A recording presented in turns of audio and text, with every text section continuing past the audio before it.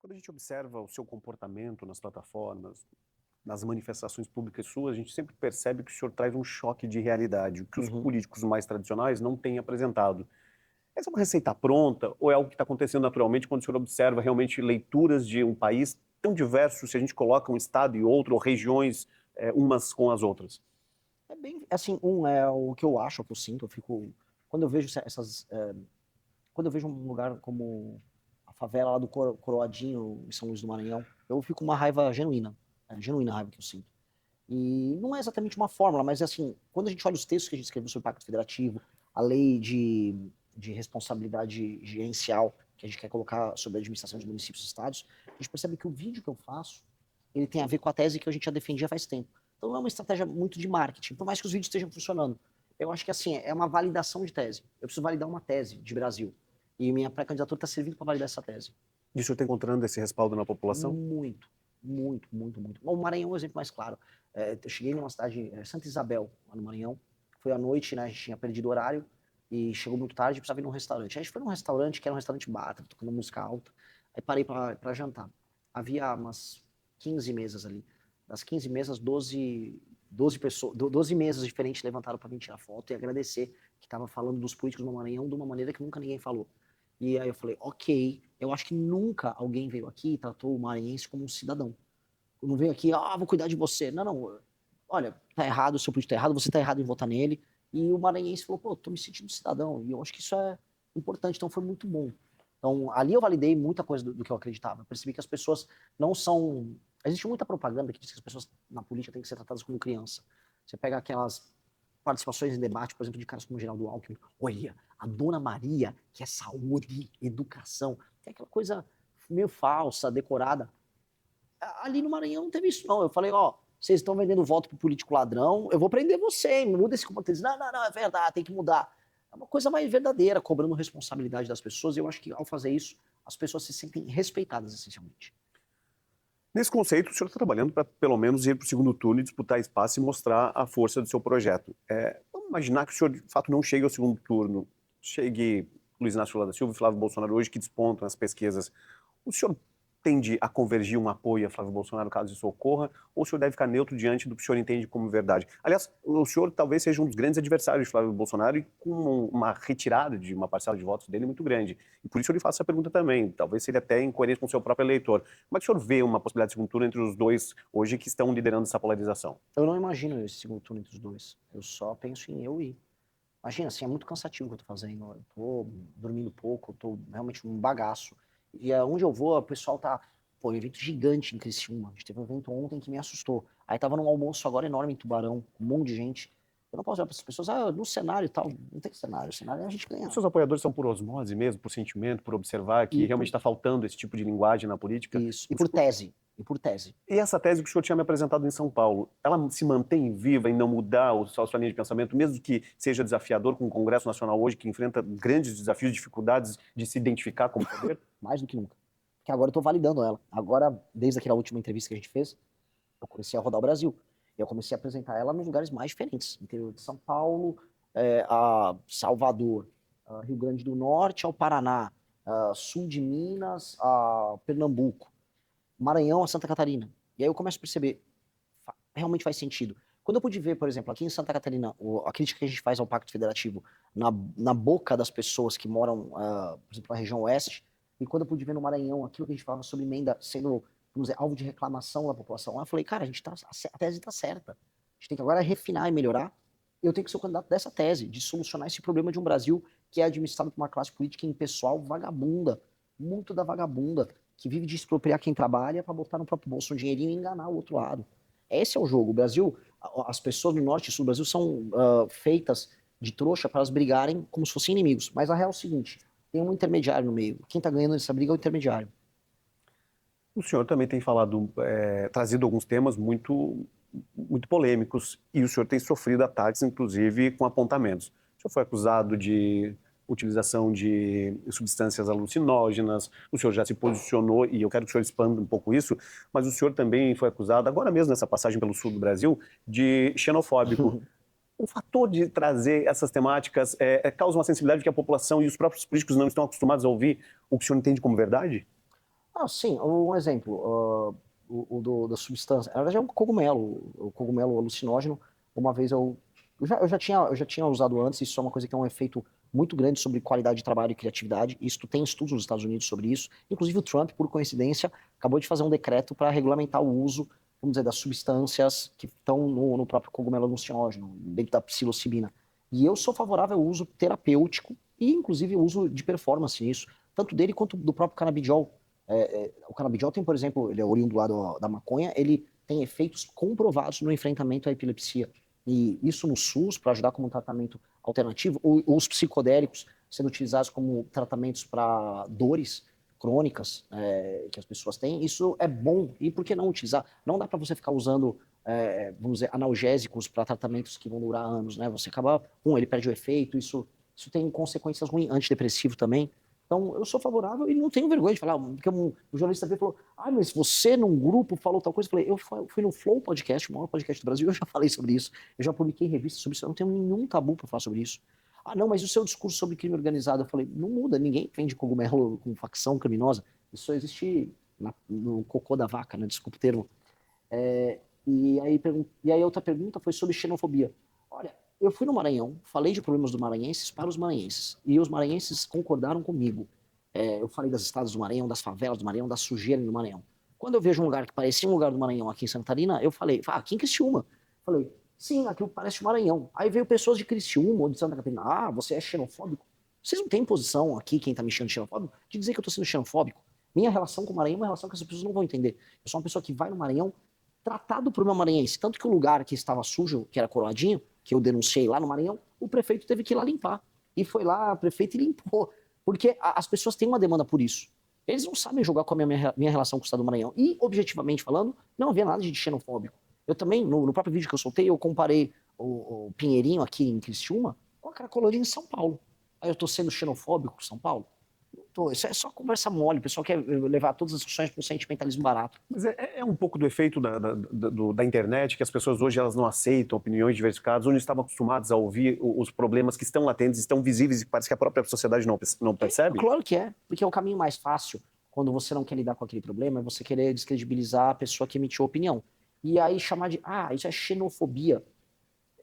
Assim, é meio bobo, né? Porque você tem um problema tão grande, o problema ligado ao consumo de crack e à favelização em um lugar que tem uma qualidade de vida tão boa quanto Criciúma, é um problema que deveria ser lidado de maneira muito madura e muito efetiva. A venda de crack, e o consumo de crack no Pinheirinho e a tomada daquela faixa ao redor da ferrovia lá, da Tereza Cristina, aquilo deveria ser o tema central de todos os políticos da própria imprensa. Por que o jornalista que estava me xingando disso não foi fazer uma matéria ali? Ele não tinha coragem? Eu fui com um grupo de pessoas a pé, ali no meio dos usuários de crack, entrevistei os usuários de crack, conversei com as pessoas, conversei com os moradores. O que está rolando é uma invasão. O crime organizado está tomando uma área para si.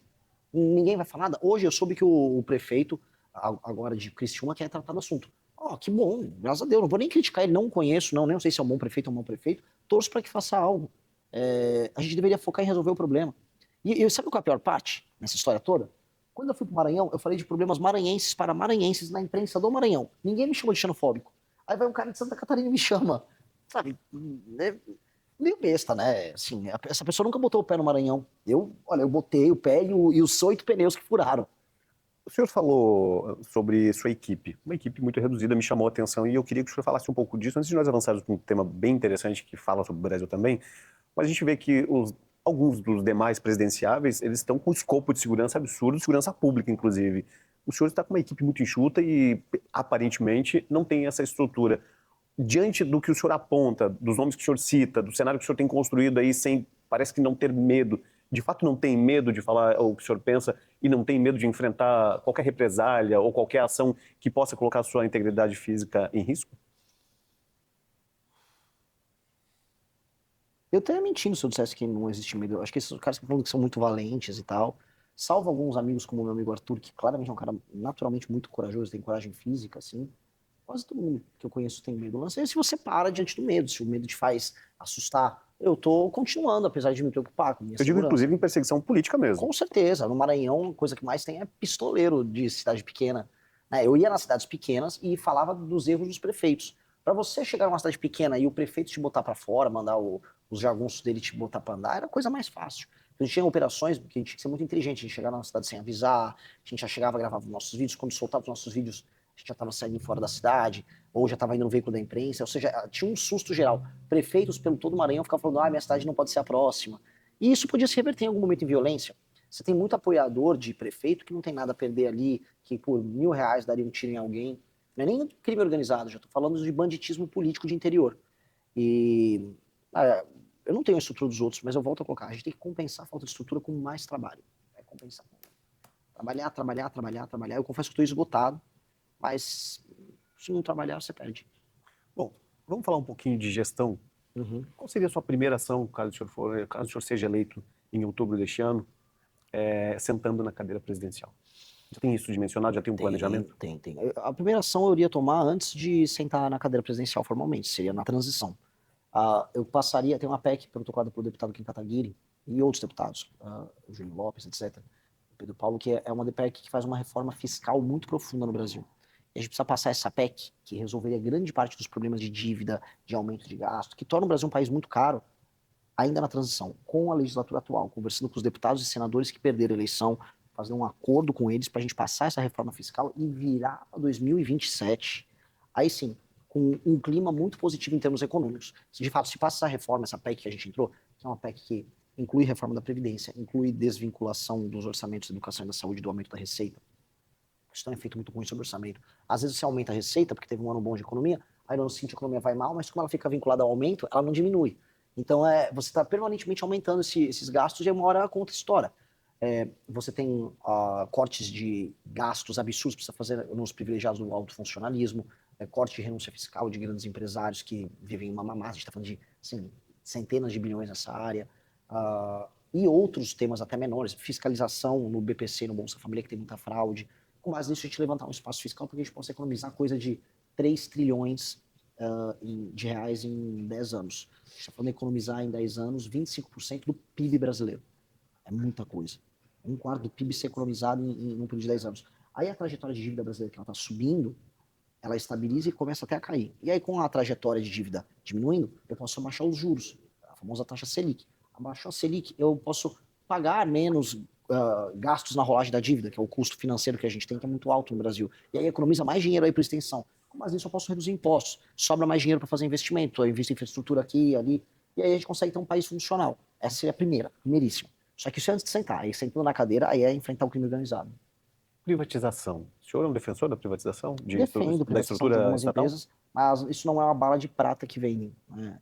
No sentido de assim, se a privatização for mal feita, como muitas foram mal feitas, você pode ter fraude. Vou dar um exemplo. Uma das extensões do escândalo do Banco Master foram a privatização da Copel, no Paraná, tocada pela turma do Banco Master, e a privatização do EMAI em São Paulo, também tocada pela turma do Banco Master. O Tanuri, que é o sócio oculto, comprou as duas. Ele destruiu as duas empresas. Ele destruiu. Foi uma privatização em que essas empresas foram destruídas. Valeu a pena? Isso foi um golpe na praça. No fundo, a compra dessas empresas, ela terminou sendo paga pelo FGC. Porque no fim do dia, os balanços das empresas que adquiriram essas empresas públicas, elas foram maquiadas com títulos do Banco Master. Então, tem que ter privatização em algumas áreas. Correios, é uma empresa, cara, que a gente não tem que ter um monopólio deles. Os dois bancos públicos federais, Caixa Econômica e Pelo Banco do menos Brasil. o Banco do Brasil ou a Caixa, a gente pode privatizar algumas operações, mas algumas operações podem continuar com o Banco Público. Porque existe uma coisa agora que os liberais vão ter que discutir de maneira clara. Com a inteligência artificial e com o machine learning, você vai começar a ter ganhos de informação e ganhos de produtividade em escala absurda. E aí a centralização faz sentido. Por exemplo, o SUS hoje não é bom o serviço SUS. O SUS, ele, em vários lugares, ele tem graves problemas de acesso. As pessoas não conseguem acessar para você fazer os exames, demora muito para conseguir agendar uma cirurgia e fazer, demora muito. Pois bem, com o uso intensivo de tecnologia, machine learning, com prontuário único, você vai conseguir parametrizar os dados, você vai conseguir criar as bases de dados em que a inteligência artificial vai poder falar, pô, você, de acordo com todo esse histórico, você teve hipertensão, tal coisa, você vai desenvolver diabetes. Portanto, vamos fazer um tratamento prévio para você não desenvolver diabetes, para eu ter menos gastos com medicamento, com uma eventual cirurgia lá na frente? Ao fazer isso com prontuário único, mais machine learning, inteligência artificial, a quantidade de dinheiro que a gente economiza e a quantidade de fila que economiza é gigante. O presidente de El Salvador, Nayib Bukele, ele lançou um aplicativo que foi feito junto com a Google. E nesse aplicativo, uma das coisas sensacionais que ele tem vou dar um exemplo, você pode ter médicos que estão ociosos hoje aqui em Criciúma, mas eu estou com um médico que tá no pico de... Tá faltando médico em São Paulo para atender uma consulta. Se você faz isso via um aplicativo, o médico ocioso aqui fica disponível para atender a pessoa em outro lugar. E aí você começa a diminuir a velocidade nos atendimentos, para fazer teleatendimento. Com o teleatendimento você consegue fazer as receitas dos remédios, e aí você consegue descobrir onde os remédios vão ser alocados, e você fazer o deslocamento logístico dele com um custo menor. Você consegue também preparar melhor os estoques. Então isso tem um efeito de economia em cadeia gigantesco e de melhor atendimento gigantesco. E isso faz com que um sistema como o SUS, que é estatal, funcione muito bem. Assim como a gente pode ter, vamos dizer, ganhos em escala em algumas empresas públicas. Dito isso, tem que privatizar algumas. Tá? Eu dei toda essa volta que é importante para explicar uma nova mentalidade que a gente tem que ter sobre isso, mas ao mesmo tempo, Correios vão privatizar, sabe? Codevasf está fazendo sentido, sabe? São perguntas boas de fazer. Gostou desse corte? Assista às lives diárias no canal MB Live TV. E para mais cortes como esse, se inscreva no Rabo da Onça e fique por dentro das novidades da missão.